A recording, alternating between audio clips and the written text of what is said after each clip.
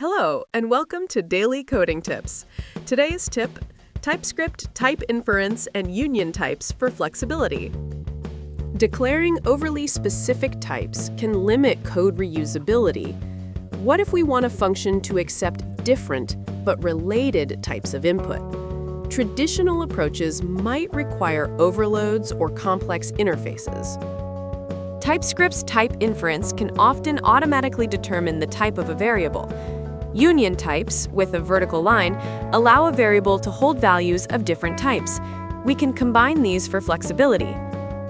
When working with union types, you'll often need to narrow the type within your function to perform specific operations.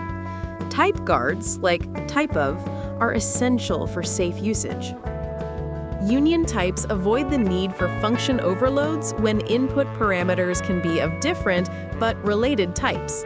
This reduces code duplication and improves readability.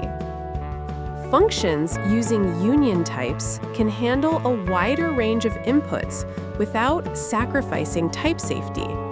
This promotes code reuse across different parts of your application.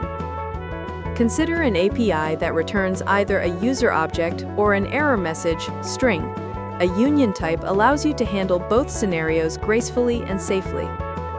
Event handlers often receive different types of event objects. Union types can represent the variety of possible event types that the handler can accept. Discriminated unions use a common field, a discriminant, to easily identify the type within the union.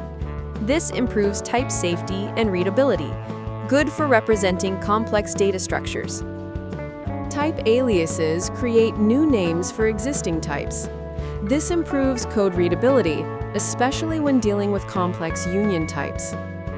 Always remember to narrow the type when working with union types. Attempting to access properties specific to one type in the union without narrowing will result in TypeScript errors. Thanks for watching. Subscribe for daily coding tips and hit the like button if this was helpful.